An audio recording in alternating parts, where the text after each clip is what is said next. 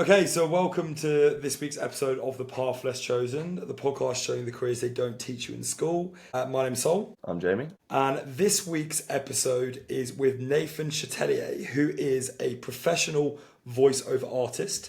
He has a background in acting, but he's now done audiobooks, commercials, video games, and has worked with some major brands like the Red Cross, Viagogo, Lipton Ice Tea, Visa, and loads more.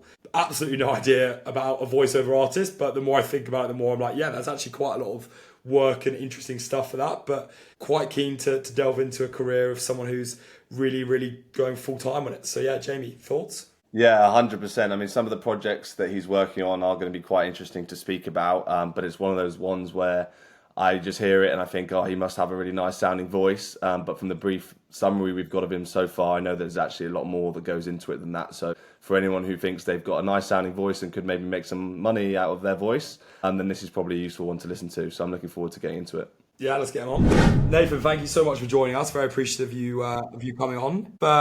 You could just give us a little brief overview of what you're actually up to right now. Yeah, so the projects I do completely vary from day to day. This morning, just before we started talking, I was working on a learning educational program for people who work on the train lines. Then this afternoon, I'm going to be moving on to this non-fiction audiobook I'm doing called The Ideas That Shape Us, also by a guy called Nathan Murphy. Really lovely guy, really good book. And then later today I'm going to be finishing off putting the final touches on a video game trailer. So it's jumping across sort of all genres and all different performance styles from day to day. So I never quite know what I'm going to be up to from moment to moment. I think most people listening will probably have been shocked by your microphone quality straight away, and they'll think, okay, this guy sounds pretty good. And I think there's a reason for that. So when you're talking about working on all of these different projects today, explain a little bit about what exactly it is you're doing on them. So how does it work in terms of recording a voiceover as a voiceover artist for things like video games and audiobooks? Yeah, sure. So I guess the audiobook I'm doing is a pretty good example because that's about 10 hours of content that I need to record. So the way that you normally go about that is you'll either approach the author and cheekily say, hey, I've got a great voice, can I work on your project? Or they'll get in touch with you somehow. And then you essentially find a midway of what is the voice they're looking for and how do they conceptualize their project and how do they want that brought to life with the narration. Because, for example, if you look at TV ads now compared to TV ads, say, 30 or 40 years ago, there's a massive difference in the way that the voice is used. Back in the good old days, you had something called the Voice of God announcement, which I'm sure people are familiar with, which is the kind of classic movie voice trailer of, in a world, where the voice was really very front and center of the advertisement. But more modern day voiceover trends kind of lend themselves, especially with TV adverts, much more towards the voice just kind of being the little cherry on top of the advert. So it's all about finding where the voice sits within the scope of the whole project. Now within a commercial, there's loads of video and footage and, cuts and actors. But in something like an audiobook, it's just the voice. So a lot of the preparatory work is talking to the author or the project leader or the client and finding out exactly what their vocal vision is. And that could be, you might send off a bunch of samples. They might say, here's someone who we think sounds great, that we've worked with before or we found online. And then it's tweaking until you've kind of fit the brand or the company's message, because some companies are very colloquial and some companies are very formal. And after you've done enough, you tend to find that you can slip into a bit of a rhythm. You get a lot better at picking up a script and going, oh, I see what this is about. This is a formal/casual read, or this is a enthusiastic, warm read, or this is a cold, clinical, scientific read. So it's a question of collaboration between clients, and then sometimes the clients just hand over autonomy to you, and they kind of trust in your judgment to do that. I guess that's something that you've learned over time from doing this and working in that industry for a while. But what is it about your voice specifically where when you pick up something like that and think, yeah, I'd be good for this, why your voice? Why would they select your voice? What makes your voice suitable for that role? So I think one of the good things I have going for my voice is that I have the classic sort of RP, London-esque, universally understood accent. So a lot of the work I actually end up doing is for international clients, particularly countries where English is a second main language for that country. I've ended up with this accent that's generally quite easy to communicate with people across the world. So that's one of the nice things about it. And I've ended up doing quite a few meditations because my voice is a little bit on the lower side. Although, as I'm sure you guys have discovered, when you listen to your voice back, it's never quite as low as you thought it was. But yeah, I've got quite a smooth, crisp, versatile voice. And I'm also a professionally trained actor. So for stuff like video games or character animations or audiobooks that have lots of characters, I'm quite good at dipping into whether it's accents or different character traits or archetypes. I'm good at hopping in and out of those. Yeah. Got a broad international appeal. One of the interesting things I picked up on there is you mentioned about like how we feel when we listen to our voices back. I think there's like a kind of generalization that most people listen to themselves back and think, oh, I don't like the sound of that, and like you end up cringing at your own voice. Do you struggle with that, the same kind of thing? Do you listen to your voice back and not like hearing it? Or because of what you do you get comfortable with listening to yourself back? Yeah, I think it's changed. There's still a bit of reluctance to it. I think when I first started, it was very much, man, is that what everyone hears when I open my mouth? And then as I've done it more and more, it's moved more into a sort of a performance critique element, I think, because I'm a bit of a perfectionist, and especially compared to, say, stagecraft. I'm doing a play at the moment, and I love doing the theatre. I love being on the stage, and you form this very intimate connection with the audience, and there's no chance for second takes, you know? You do it, you get up, you perform, the play's over. Whereas with audio, you have the potential to endlessly tweak and cut and edit and review, and that's something that I find very, very appealing, but also something I sometimes get drawn into is just endlessly recording and re-recording, trying to hit what in my mind is, you know, the perfect read. Amazing. And I can imagine if you get stuck down that rabbit hole of being perfectionist over a 10-hour audiobook, you could be sitting around for quite a long time, right? So I'd love to know, and I think so many listeners will have no idea of when you sit down and have to record all the things you spoke about, what does that actually look like in a very practical day-to-day sense? Yeah, sure. So I don't actually sit down. When I first started doing it, I sat down. But I found that sitting down, it kind of restricts your body movement. Your breathing's not quite as good. There's a tendency, especially if you're doing something longer form like an audiobook or a training course, there's a bit of a tendency to slouch forward, and then that restricts your diaphragm and your vocal quality. So about 3 years ago, I switched to pretty much entirely standing, and it's amazing how much it grounds you and helps your performance. You know, when you're standing, you have such a good range of movement. There's always a tendency, because I read my scripts on my phone, right? So I'll be standing up in my booth. It's this lovely little 3x3x6 blanket booth that I built over the lockdown when I started doing voiceover. So it's got these lovely big blankets, which are great for blocking out sound, but awful in summers like this. I end up having to sort of ration myself to 20-minute recording sessions. I'll get the script through, I'll load it up on my phone, put on my LED lights, and then I'll walk into the booth. And then I've got my microphone, and then what you want to do is you want to position yourself to get the best sound out of the microphone. And then that varies depending on the project you're doing. I've got something called a shotgun microphone, which really picks up sound in a very specific area. And that's the classic kind of microphone they use for adverts. Because if you put your mouth really close to it when you start speaking, it creates this amazing kind of boomy presence to your voice that a lot of adverts like, or a lot of high energy sort of content likes.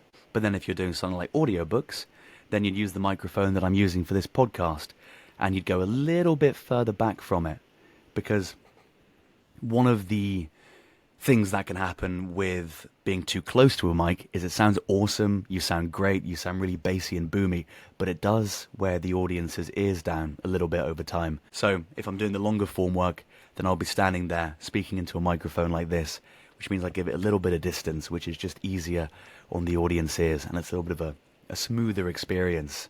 And then the funnier side of things is how you record the mistakes, because we all make mistakes in the booth, and we all have different techniques. I know people that use something called a dog clicker. If anyone has a dog, they might be familiar with those. It makes this quite high-pitched kind of sort of sound.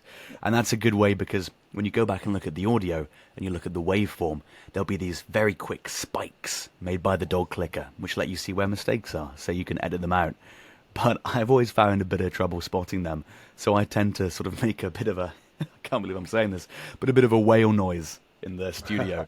So I'll normally go, so that when I go to edit the audio, there's just this big brick of audio that's very, very obviously a mistake. I think that's something that we might have to start implementing for ourselves as well when there's plenty of mistakes. But I think the biggest takeaway from everything you've just said there is your attention to detail. That is like immense attention to detail. That's incredible. And I think most people would have thought, what goes into being a voiceover artist, you've got to have a nice voice, but no one quite realizes the thought you've given it in terms of like making sure you're stood up so your diaphragm's in the right position to speak at the right distance from a microphone. Is that an absolute like prerequisite then for this kind of career? Do you have to have that attention to detail? Yeah, sitting, standing, it is whatever works for you, but attention to detail, absolutely. But there's so many variations within the industry. For example, in audiobooks, there are some very successful audiobook narrators who will have a unique voice and a unique rhythm, cadence, tempo for every single character that appears in the book. And then there are some really successful audiobook narrators who barely put on any voice at all for the characters and just read them as if they were reading descriptive text. So, what works for one person might be completely different for another. And it kind of harkens back to my acting training, where a lot of the time, what you really have to be specific about, and this is really, really important for things like commercial reads, is who is the audience that I'm trying to communicate this to? And what am I trying to do to the audience? What am I trying to make them feel? And it's so important to think about that, because especially when you're by yourself in a booth, it's really easy to just forget that someone is going to be listening to this on the other side. But it's just crucial to keep in mind that people will hear this, and what impact are you trying to have on them? And once you've figured that out, normally the rest follows a lot more smoothly. I guess something that we keep covering with different guests on the podcast is getting a kind of work-life balance. And I think for the majority of people say, they try and just totally forget about work, but you're ultimately going to be talking outside of work, so it's pretty impossible for you to escape. Do you find that because you're analysing constantly how you're delivering certain things to certain people and what impact you're going to have on people, do you find yourself analysing how you talk just in normal life and an everyday conversation? Or can you detach yourself from when you're in a work environment and when you're in a sociable environment? Gotta say, I think about work a lot. Not in a bad way, sometimes in a slightly stressed way, but I really enjoy my work. So I think about it a lot, when I'm out with friends, when I'm traveling on the tube, all that kind of thing. And it's definitely in my mind. I'm doing a play at the moment. So I'm constantly thinking about my voice, because it's a totally different thing, When you're in a booth, the only thing that can be heard or seen really is your voice. That's the only imprint that's there, compared to when you're on a stage trying to make sure that the person who's hard of hearing 15 rows back can hear you when you say every single line. They're completely different forms, but the skills that you need for them are so linked. And I catch myself when I'm talking to friends sometimes slipping into different voices, because you don't want to alter your voice too much when you're doing a narration read, because ultimately people want your voice. They don't want to hear, you trying to be someone else necessarily. But I definitely find myself sometimes slipping into a bit of a... Sometimes I'll get a bit commercially when I'm talking to friends, and I catch myself and go, oh, wow, where did that come from? You find that it's just kind of bouncing out. I've definitely found with new people sometimes, if I'm, say, a little bit nervous or I'm meeting new people, I'll sometimes slip into a bit of a ba-ba-da-ba-ba-ba-ba-ba-ba. But yeah, it's something I think about every day. And if you can't speak, you can't work, You're out of work. There's absolutely nothing you can do. So yeah. And the longer I spend in the industry as well, the more I realize and acknowledge that it's not just your voice. You spend a lot more time marketing and updating and sending cold emails than you do actually working a lot of the time. So that used to be something I was very scared of and tried to shy away from when I first started out. But you can't get work without it. So you got to do the mundane to do all the fun bits too. The only other question I have on the whole voice thing is, do you find that you need to protect your voice, and that there's any way that you go about protecting your voice to make sure that, you go to a party one night, you're kind of speaking all the time, and then you wake up the next morning needing to work, and all of a sudden your voice is a bit hoarse, or you've lost your voice a little bit, and that's your asset that you're getting paid for? Yeah, for sure. And one of the most important things is just learning how to, it's going to sound ridiculous, but learning how to breathe properly. It turns out that most people, especially because of the office environments that we work in, the amount that we're kind of hunched over laptops or the amount that we're sitting down, most people fundamentally don't breathe properly through their diaphragm, and they do quite shallow breathing. And that's absolutely terrible for you, both in terms of your vocals, but also your physical health and even your mental health. The deeper you breathe, the more you're able to connect with your body. And it sounded a bit new age when I first heard it, but it's totally true. The better you can breathe, the better connected you are to your body, and the better your mental health will be from it. But in terms of vocal health, yeah, I drink so much water. It's insane how much water I drink. I'm the most hydrated person I think I've ever met. And I've learned a lot about just being hydrated, because it turns out if you want to, say you've got a recording session at 9 a.m. in the morning, you can't just wake up at 8:30 a.m. and just chug some water down. It actually takes a few hours for your vocal cords to get properly hydrated. So if you've got a recording session at 9 a.m., you want to start drinking the night before. And if you really wanted to go full hog, then you'd probably want to wake up about 5 a.m., have a nice big glass of water and go back to sleep again. Because, yeah, it's just something that's round the clock maintenance. So I do be careful about, say if I've got a big recording session the next day, I probably wouldn't be drinking alcohol, for example, a couple of days before that. I might not be having chocolate, I might not be having caffeine or butter, all these little things that affect the quality of your voice. I mean, it's summer right now, and I have awful hay fever. So I've even got to be careful about how much time I spend outside if I haven't taken antihistamine, because a little bit of sneezing can completely send me sideways for a couple of days. Yeah, all these things that you have no idea, and then you wake up feeling hoarse the next day and you have no idea what's going on. Yeah, fascinating. And then you mentioned about the other sides to the job, that it's more than just your voice, it's your ability to market yourself and your ability to get jobs. Obviously, the fact that you're not employed by a company and you're working as a freelancer. Tell us a bit more about the process of how you actually go and find the jobs, how companies get in contact with you, and how you ensure that you don't have you don't run out of work. Yeah, so there's an absolute myriad of ways that people find work with voiceover. When I first started, there were these, I suppose you'd call them pay-to-play sites, things like Upwork or Voices 123. There's a whole caboodle of them, but these are sites where essentially you upload your stuff and then people can use them to find you, and you can also pitch to them directly.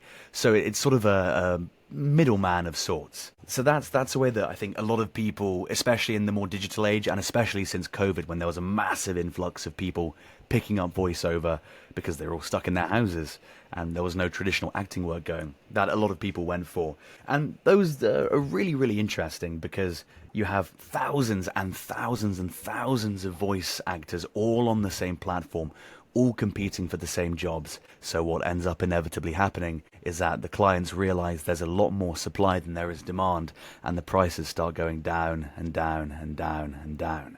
So there can be a bit of a big race for the bottom mentality across some of these websites, unfortunately, which makes it hard, obviously, to make a full-time income for them. So then you've got to start thinking, well, how else do I make money? So you can get an agent, a voiceover agent, and they will put you forward for jobs that you wouldn't necessarily normally have access to as a self-represented voiceover artist.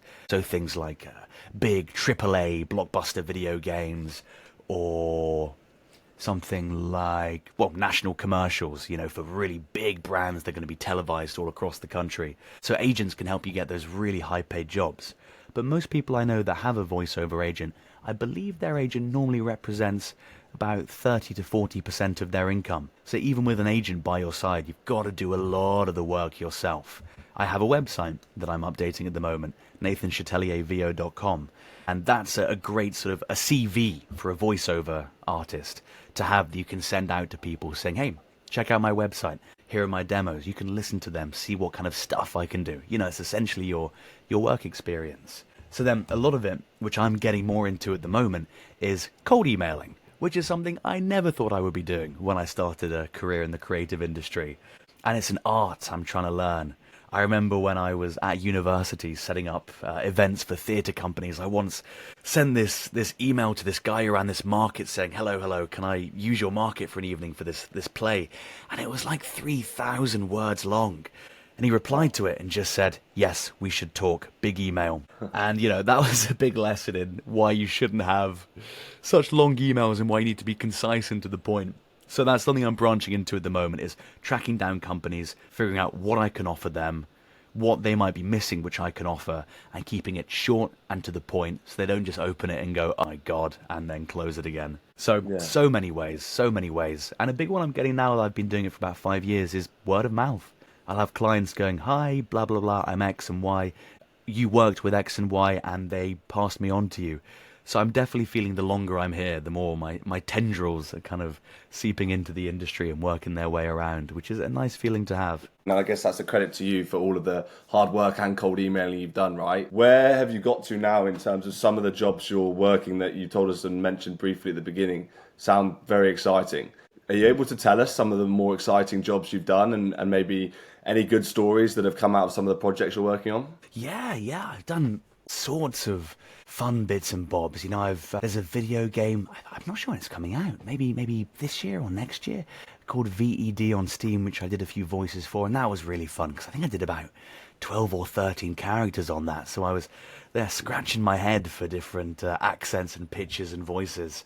I did the original Mean Girls coming to the West End in London. Wow. And I voiced the original trailer for that, which came out a few months ago, which was pretty fun because I sent it off and completely forgot about it. And then I got a marketing email a few weeks later saying, Mean Girls coming to the West End, check it out.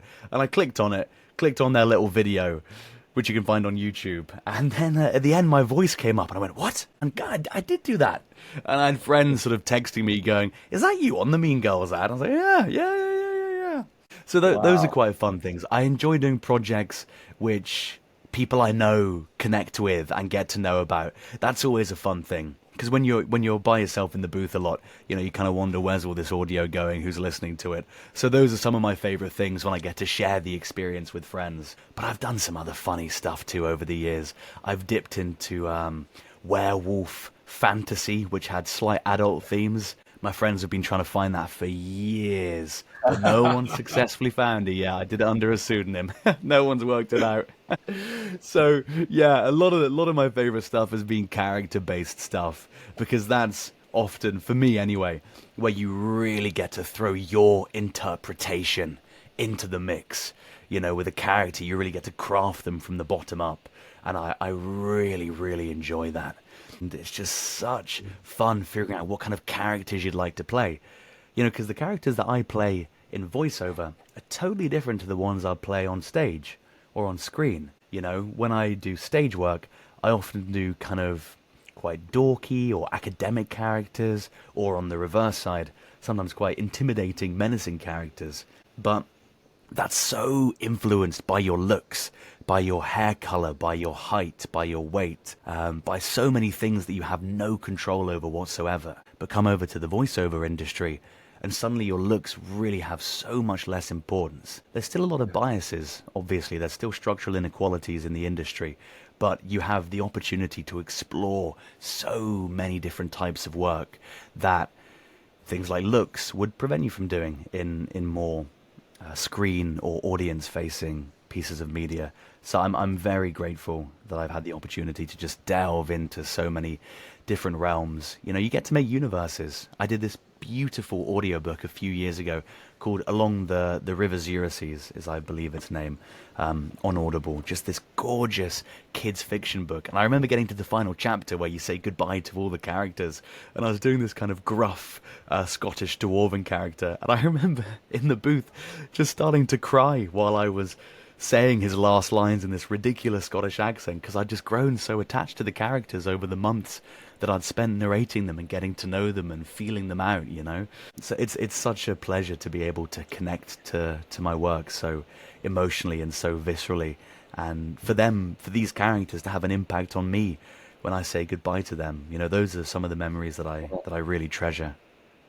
Yeah, that's fantastic. Such a fascinating insight into how the actual world works. And I think from the outside of the very, very minimal that I know about it, I guess I made the judgment that you find a niche, if your voice is particularly deep, then you go for all those kind of roles. But then listening to you talk there, and I'd read previously, like you work with the likes of Nestle, Red Cross, Lipton, right? But then there you're talking about playing 12 to 13 characters in a single video game, and then also doing the Mean Girls. So where does the versatility come from? Is that something you've had to learn and practice to be able to adapt to all these characters? Or is it something that is unique, I guess, and why you're so good at what you do is because you have this versatility? I reckon acting training is a really big part of it. I did a lot of drama at uni, and then I did about a year and a half of training at IDSA, Identity School of Acting, and I also trained with National Youth Theatre, and I've done, master classes and workshops in the years in between. Just acting training is so important because it lets you form a personal connection with the text and do analysis of the text and find out what's really being said and what really needs to be communicated. And that's so vital to being able to give a truthful performance. Voiceover actors we're all gonna have niches. Some people are great at movie trailers, some people are great at video games, but it's good to be able to dip your fingers and toes into all of them. I definitely have a strong preference for video games just because I enjoy it so much. But what I really enjoy is just the absolute variety of projects that I get to do. I love moving around from thing to thing. I love doing new things. So to me, that's one of the pleasures, is being able to hop from genre to genre and reshape my voice to fit whatever that project requires. And I love that. It feels that your ability to do that has come from, as you've mentioned a few times, that acting background that you have. So I'd love for you to explain a little bit more about how you actually got to where you are now. Yeah, sure. I was a really, really shy kid, actually. Really, really shy. Had a lot of trouble talking to people. So my mum, bless her, got me to do drama for GCSE, which in England is the exams that you do when you're 16. So I did that, and I did the tech. So I was doing lighting and sound design, but I was always looking at the actors on stage going, that looks fun. So I took it a year later and I went to A-level. And the teacher came to me. It was a small class of about 5 or 6 people doing it. He went, hey, Nathan, there's this Eastern European practitioner called Grotowski, and he does this thing called paw theatre. And it's really cool, and I think you're all going to like it. But there's no tech, and there's no sound, and there's no lighting, and there's no costumes, and there's no anything. It's just the actors on stage. Do you fancy doing some acting? So then about 2 months later, I was writhing around on the floor, age 17, in a loincloth, thinking, this is wicked, I'm loving this. If I can do this, I could do anything. So it went from there, and I took it to uni, where I was doing a geography degree, and I just resonated so much more with my time on stage, whether I was stage managing, directing, doing set design, or performing. So I came out of uni and I thought, what's the one thing that made me feel alive and connected to myself and the world around me during my time there? And it was acting. So I spent a few years working at a bar and Battersea Arts Centre. Beautiful. So you might know it. I think you're maybe not too far away from Battersea Arts Centre. Yeah, gorgeous, for sure. Gorgeous theatre space. This massive town hall, and the back half of it was this burnt out building that burned down in the 2010s, and they've rebuilt around the burnt structures, and anyone that lives near it should go see a show there. It's gorgeous. So I worked there in the bar to support myself while I went and did auditions, got agents. I was put up for a few big projects here and there. The Elton John film, I went for the role of a guy called Elton John, but not the Elton John. Apparently Elton John stole his name from a guy called Elton John, so I went up for that guy. Little brushes with big projects, and I ended up doing a few little tiny bits on TV. I did an episode of Britain's Most Evil Killers, where I played a chap from serial killer from the 90s called John Napper, which was a really, really fun couple of days of shooting. So I was doing bits and bobs, but then COVID hit, and I needed to make money to feed myself. It was a bit of an odd situation because I'd been doing a touring pantomime just before the pandemic. So I've been going up and down the country doing Sleeping Beauty, and I was playing Prince Eric and the court jester and a bunny. It was this tiny cast of 4. And every day you'd wake up at 5:30 a.m., arrive to a school, spend an hour building this massive set, perform it for an hour, 5-minute break, perform it for an hour, put it down, go, run to the next school, do it all again, home by 4, absolutely knackered. So I'd just done that for 3 months. And then COVID hit. And I just thought, wow, how do I make money? And I was barely getting any furlough from the place I was working because I'd spent so much time doing this pantomime that I hadn't clocked in many shifts. So I was really running out. So I thought, let's try and make some money off my voice. So I ordered some plastic poles online. I ordered some big blankets, made my first ever booth. And then I think the very first project I did was a 10-minute YouTube video on the digestive system. And then the very second project I did was a 12-hour fantasy audiobook, which was about the craziest first ever project you can realistically take on. So by the time I'd finished that, I thought, okay, well, if I can do that, I can probably have a decent crack at anything. And then, started building up clients and experience from there, really. That's an amazing story. I think, given the fact that you admitted at the start you were a shy kid, that seems a remarkable journey to have come on now. And just quickly, before we move on to like talking about what's next and the future of your career, do you think that would be your key bit of advice to everybody else, is just to say yes to all of those opportunities? Yeah, I think throwing yourself in is important. But I think what I've learned for myself personally is that some things are pretty scary. And everyone has unique individual things they're scared by. And it's very easy to take those scary things and rationalize a reason why you don't need to approach it. And something that is quite prevalent in the acting industry is that a lot of the people in the acting industry, myself included, are very, very creative, but they're not necessarily super technical minded. So the idea of maybe cold emailing agents or maybe setting up a website can be a bit intimidating. And what I've certainly found I do is that you find a reason to back away from it. And the reason I found was I decided in my head, well, the acting industry is a wild, irrational beast. If you've got your headshots and you've got your show reel, then you've just got to see what happens. And that attitude led me to not doing a whole lot to promote myself or put myself in positions where I could succeed. Because I was scared. I love that. There was something I was scared of, so I created a reason that I didn't have to engage with it. Because I thought, what if I send an email and they hate me? Or what if I send an email and they say no? Or what if I put myself forward for a project and they tell me you're not what we're looking for? You know, there's so much rejection in the acting industry, and we deal with different types of rejection differently. While throwing yourself into things is really important, there's also the risk that you'll just throw yourself into things knowing that there's something on the side that you should probably actually be throwing yourself into. So what I would definitely suggest is find what scares you, sit down with it, and then find out if that thing that scares you is something that realistically, if you really are honest with yourself, that you need to be cracking on with if you're going to be making progress in whatever it is that you're doing. And then if you realize that it is something you need to be cracking on with, find a way to approach it gently and carefully that lets you start making little tiny teeny steps to making it a bit easier for you and a bit more approachable. Amazing. And I saw this quote, which is literally on the lines of that, which is the magic you're looking for is in the work you're avoiding. I think that's absolutely spot on with what you're saying. And I'd love to know what your plans are for the next 5 or 10 years with that in mind. Gosh, it's so exciting. It's so hard to think in those time scales, you know. I mean, I'm 28.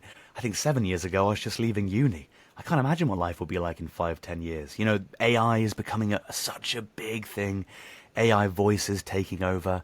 Just a few months ago, I was working with a regular client, and they sent me this script and said, here's a script for you, and we've made a video for you that should give you an idea of pacing and tempo. So I opened it up, and it was my voice saying words that I'd never said before. You know, so AI voices, just general AI technology is becoming such a big influence. It's really hard to predict where I'll be in a year, let alone 5-10 years. So I know what I would like to do, which is I would love to get a few agents spread across different specialities in the industry. I'd love to get more and more training. I'm always getting training, but I'd love to get more training and hone my craft. I love getting better at my craft. I'm always reading acting books. And exploring how I can use those across the different disciplines. And I'd love to be just continuing to support myself and, importantly, having a good work-life balance. because that's something I've really tried to implement for the last few years. You know, when you run your own business, you can work yourself into the ground. So I really try to create a good work-life balance. You know, I try to let myself have a little sleep in. You know, I try to let myself go out to the cinema on a Tuesday afternoon if there's time for it. You know, I try not to work myself like a dog, because if you are, what's the point? You know, what's the point in sacrificing all of that physical health, that mental health, when you could just be doing an office job if you wanted to have someone else telling you to work yourself until you can't stand up anymore. So that's so important for me. No matter how far I get in this industry, I want to maintain that balance, because nothing is more glorious than popping into the cinema to watch a good film on a Tuesday afternoon, knowing all of your mates are at work. There is a good schadenfreude to that. No, 100%. So just to move on and just ask the final question, basically to go back to, and you can pick the time frame on it, but I think maybe, yeah, whenever you started out on the acting side of things, or whenever you started on the voiceover side of things, when you first got that microphone, we'd be interested to know what is the one thing you would do the same, the one thing you would do differently, and then one thing that you would tell yourself to motivate yourself. Yeah, great. Yeah, let's go through those one by one. I might need a bit of reminding. So the No one worries. thing that I do the same, I reckon. You know what? I'm really glad that I went and did bar work for a few years.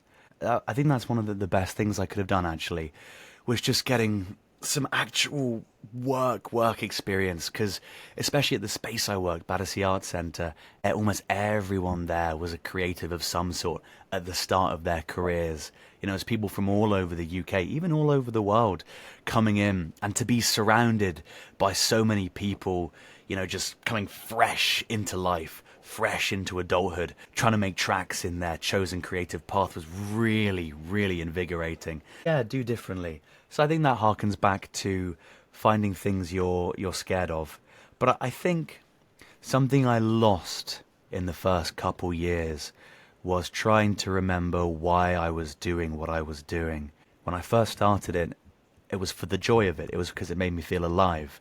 But within a couple of years, you're sitting there going, you know, I'm getting something good and then nothing for a few months, and then something good and nothing for a few months. And suddenly you're going into the audition room going, I need this, I need this, I need this, I need this. Or you're thinking, if I don't do well in this, then my friends will know I'm not doing well, or my family will know I'm not doing well. And you completely lose perspective of why you are there in the first place, which is really easy to do. So I wish if I could go back in time, I wish I could have discovered that sooner and found a way sooner to come back to the reason that I was there in the first place. Because when you find your way back, it's beautiful and everything becomes so much easier. But when you're out there in the wilderness, feeling like you need it, ooh, it's scary. It's not a fun place to be. And I think what I'd probably tell myself, I might get a little bit soppy here, is do it for yourself.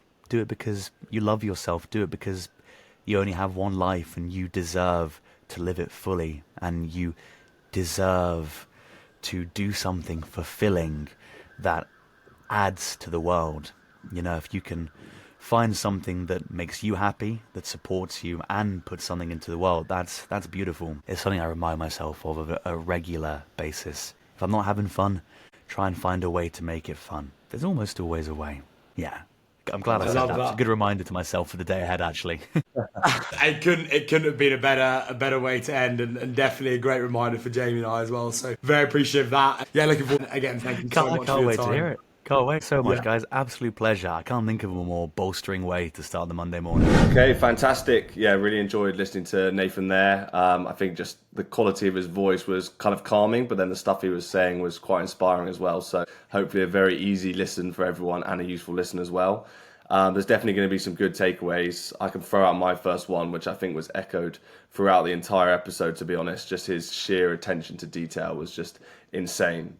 Anyone that just thinks being a voiceover artist is down to having a good voice needs to listen to that and think again, because everything that he does, the thought he puts into it, the fact that he's constantly thinking, whether it's on the underground or around his friends, about what he can do for his work, it comes from a place of pure love for what he's doing and enjoyment of it, but also the fact that he's constantly wanting to get better, and that attention to detail is probably why what he's done already in his career is so impressive. Yeah, I couldn't agree more. I think to double down on the attention to detail, the fact that You know, he's really invested in his surroundings to create like a mini studio in his house and all those sort of things. Like that's the sort of thing that makes you, I guess, to use the cliche quote, world class at what you're doing, and that's why people pay you money, right? So yeah, fascinating to see how much he was actually investing in that world. Yeah, enjoyed that. Second from me would be almost on the kind of what you were saying is he clearly has realised that yes, he's got to have an amazing voice, but there's so much more to actually making a career out of it. And he kept speaking about cold emailing, marketing, and being realistic about the fact that you could have a good voice, but if you don't do the hard work on the side to actually promote yourself, and you know, there's not going to be as much benefit, and you might not even be able to make a career out of it. So I loved hearing about the like getting over the fear that he spoke about actually reaching out and cold emailing and promoting himself, which I think is necessary in so many, especially freelancer roles where you're kind of paving your own way.